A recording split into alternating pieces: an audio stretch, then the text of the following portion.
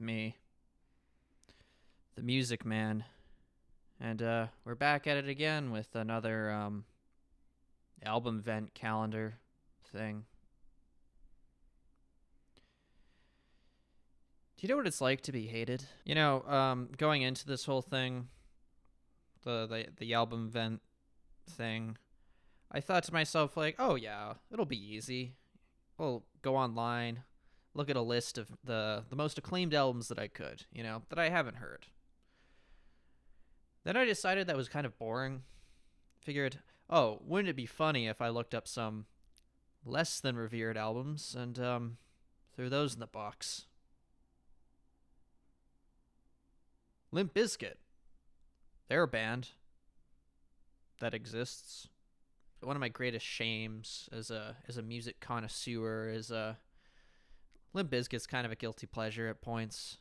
I think some of their tracks they're kind of fun in an endearing, dumb way. But sometimes it's just fun to drink a lot of beer and listen to something stupid, There's a lot of energy to some of their tracks. I feel like they're a little more tongue-in-cheek than people give them credit for. I mean, I don't think anybody making break stuff was taking anything seriously. So going into this album, I just had two questions.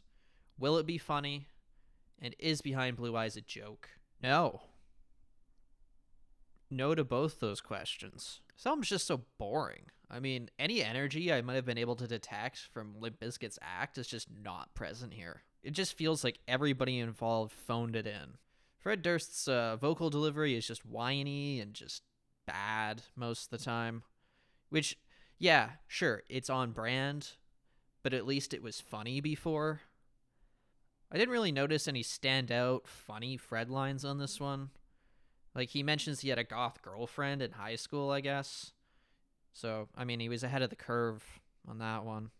Fred brings up listening to Deftones at one point.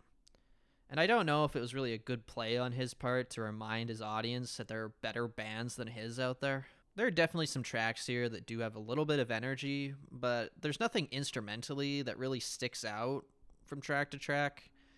They all just kind of blend together in this massive mix of butt nu metal. Snoop Dogg features on a track, and it's awful. One of the worst tracks on the album, actually, now that I think about it. I think what surprised me the most about this one was just how many of these slow-tempoed, ballad-esque songs are on here.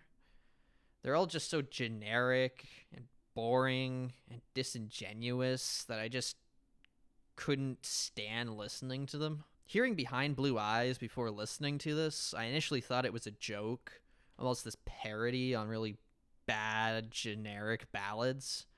But listening to the rest of this thing, I'm not really convinced of that theory anymore. This album was over an hour long, and I got everything I could have gotten out of it in less than 10 minutes. This did not need to be 18 tracks. Who would have guessed? Limp Bizkit came out with a bad album. Who would have thunk? We're gonna open the box again. I hope it's a good one this time. Here we go. Another one. Make sure I only get one this time. The Glow Part 2 by the Microphones. But yeah, I heard this album was really good. So really, really fortunate that God's throwing me a bone this time. Anyways, see you tomorrow. Happy Fred Durst Friday, I suppose.